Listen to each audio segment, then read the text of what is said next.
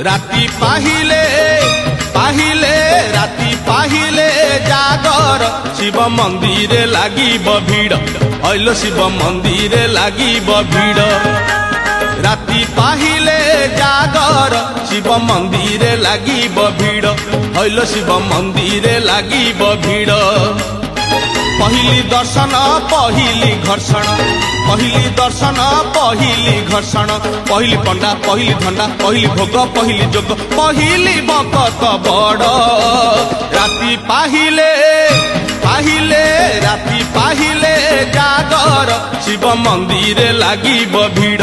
हईल शिव मंदिर लागिब भीड़।